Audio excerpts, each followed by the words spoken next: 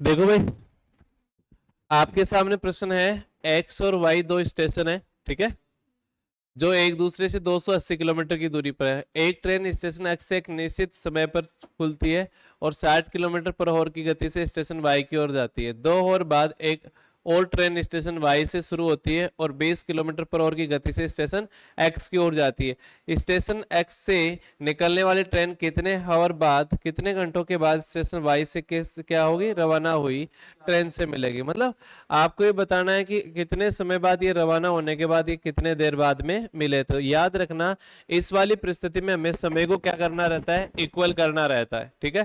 तो एक station x है और दूसरा स्टेशन क्या है आपका, वाई है। तो बड़े ध्यान से समझने की कोशिश करना, आसान प्रश्न है वैसे तो।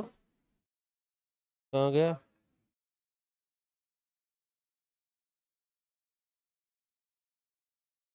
देखो भाई, कहाँ चला गया, अच्छा यहीं से देखा, हाँ। देखो, अब हम बात करें तो आपको पता है एक स्टेशन तो क्या है, एक्स है, और एक क्या है, वाई है। एक्स से जा रही है एक ट्रेन, वाई से जा रही है, दोनों के बीच में जो डिस्टेंस है वो कितने की है, 280 किलोमीटर की है ना।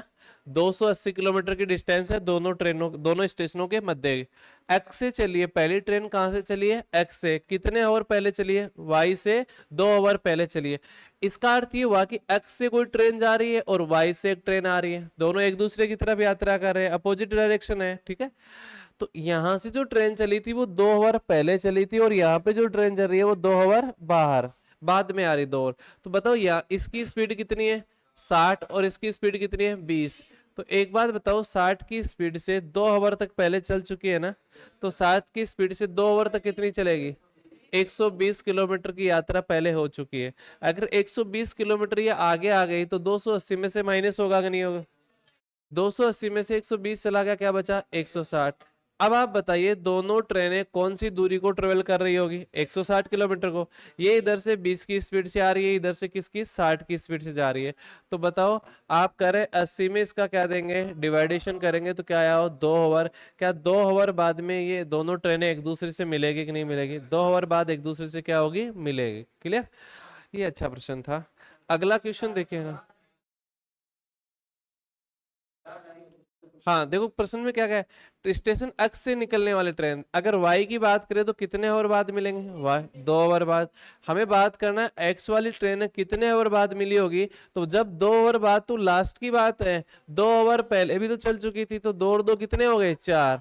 तो इसका आंसर, राइट आंसर क्या होगा, 4 आवर बाद ये वाई से, एक्स से 4 आवर बाद मिलेंगे।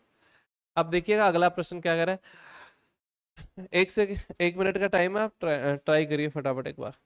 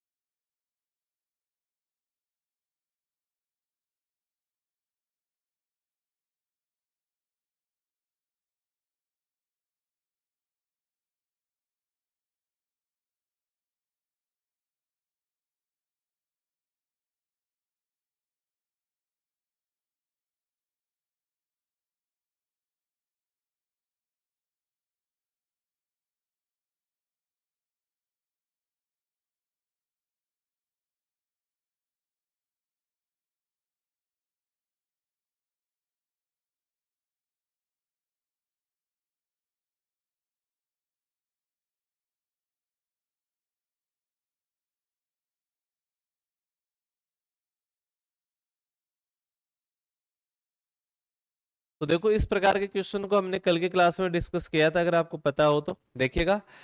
प्रश्न है आपका, दो स्टेशनों के मध्य की जो दूरी है वो क्या है, 1176 है।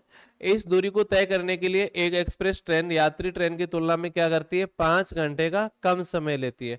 अब आप देखो, इस बात से क्या समझ पा रहे होंगे कि जो एक्सप्रेस ट्रेन है उसकी स्पीड ज्यादा होगी कि नहीं होगी। एक्सप्रेस ट्रेन की स्पीड ज्यादा होगी और यात्री ट्रेन की स्पीड क्या होगी, कम होगी, तभी तो समय कम ज्यादा आ रहा होगा, डिफरेंस आ रहा होगा। फिर क्या करें, जबकि यात्री ट्रेन की औसत चाल एक्सप्रेस ट्रेन की औसत चाल की तुलना में क्या है, 70 किलोमीटर पर आवर क्या है, कम है। तो एक बात बताओ, मैं एक ट्रेन मानता हूं, जो यात्री ट्रेन है उसको मैंने मान लिया, एक्सप्रेस ट्रेन की वैल्यू मान लेता हूं। आप बताइए, एक्सप्रेस ट्रेन की बात करें चाहे यात्री ट्रेन की बात करें, क्या दोनों ही दूरियां तो चलेगी कि नहीं चलेगी? दोनों की दूरी क्या है, 1176 और क्या है 1176। अब एक बात बताओ, 1176 में एक्सप्रेस ट्रेन की मैं बात करूं, एक्सप्रेस ट्रेन की स्पीड जितनी भी रही होगी, मान लीजिए एक्सप्रेस ट्रेन की स्पीड क्या है, टी है, तो इसकी स्पीड क्या होगी बताओ, टी माइनस 70 होगी कि नहीं होगी बताओ? टी माइनस क्या होगी 70, क्योंकि इसकी औसत स्पीड क्या है, कम है। अब एक बात बताओ, इसको अगर मैं इन दोनों की बात करता हूं, तो एक्सप्रेस ट्रेन को जो जितना समय लगेगा उससे 5 आवर ज्यादा लगेंगे, किसे, यात्री ट्रेन को तय कर, यात्री ट्रेन को क्या लगेंगे, 5 आवर ज्यादा लग रहे होंगे। तो क्या मैं इसमें से ये वाला मान घटा दूं तो 5 के बराबर आएगा कि नहीं आएगा? बस यहां से आप सोल्व कर लोगे, 1176 डिवाइड बाई टी माइनस क्या आ गया 70, माइनस क्या आया 1176 डिवाइड बाई क्या आया टी बराबर क्या आ गया 5। तो आप बताइए, इसको सोल्व करते हैं आपके पास टी का मान आएगा कि नहीं आएगा? क्वेश्चन में क्या पूछना चाह रहा है, यात्रा को पूर्ण करने में यात्री ट्रेन द्वारा लिया गया समय कितना है। क्लियर? आपको ये बताना है यात्रियों के द्वारा यात्रा को पूर्ण करने के लिए, इस यात्रा को पूर्ण करने के लिए कौन सा समय पूछा है आपसे, इसका पूछा है। तो देखिएगा, टी का मान आ गया तो उसमें से कितना माइनस कर दोगे 70, और 70 का भाग दोगे तो आपके पास टोटल समय आएगा कि नहीं आएगा? आप देख पाते हैं टोटल जो समय आ रहा होगा वही कंडीशंस को रिलेट कर रहा होगा। अब दूसरी बात सर, ऑप्शन से करते हैं क्वेश्चन को, ये तरीका होगा, यहाँ से आप कर सकते हो। दूसरा मेथड मैंने आपको ऑप्शन से करने का बताया था सवाल को, इस प्रकार के क्वेश्चंस को आप, अच्छे प्रश्न है, सारे एसएससी एग्जाम्स में आए हुए प्रश्न है, और इसी ट्रेंड पे आजकल एसएससी क्वेश्चन पूछ रहा है, जहाँ पे आपको वेरिएबल फाइंड करना होता है, कंडीशन थोड़ी क्रिटिकल होती है। देखिएगा एक बार के लिए, आप मुझे बात बताइए, क्या मैं 18 ले सकता हूँ क्या?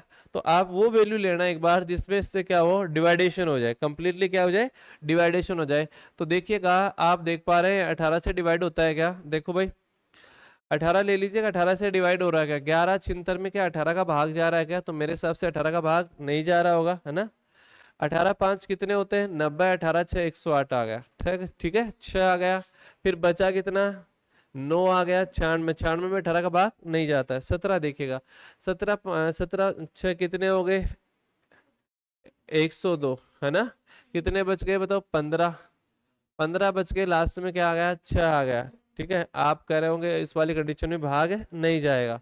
अब हम लेते हैं 23, 23 की बात करते हैं, तो 23 का अगर आप बात, 23 का डिवाइडेशन हो रहा है, कंप्लीटली 23 का डिवाइडेशन हो रहा है। देखिएगा कैसे सर, आप बड़े ध्यान से समझने की कोशिश करिएगा। क्या मैं 23 लेता हूं तो ये 23 किसके द्वारा लिया गया समय है, यात्री ट्रेन द्वारा लिया गया समय कितना है 23 है। भाई बात समझ में आ रही है क्या, यात्री ट्रेन द्वारा लिया गया समय क्या है 23 है। तो अगर मैं 1176 में 23 का क्या करता हूं, भाग देता हूं, तो बताइए, आपको पता है यहाँ पे स्पीड आ रही होगी, किसकी स्पीड आ रही होगी, यात्री ट्रेन की स्पीड आ रही होगी। देखिएगा 23 का भाग दो कितनी बार चला गया सर, 23 5 115 होते हैं, बचे कितने 2, 23 दूनी कितने हो गए 26। बताओ इसकी स्पीड कितनी आई, 52 आ रही है कि नहीं आ रही, इसकी स्पीड क्या है? अच्छा गलत हो गया, इसका भी भाग नहीं जा रहा ना, इस वाली कंडीशन में भी इसका भाग नहीं जा रहा। देखो 12 का जा रहा है क्या, इसका भी भाग नहीं जा रहा है, सॉरी, यहाँ पे भी हम देख पा रहे हैं इसमें भी भाग है नहीं जा रहा है। तो देखो चौथा ऑप्शन चेक करते हैं, ये वाला 1176 में डिवाइड करें किससे, 12 से, देखो कितना आया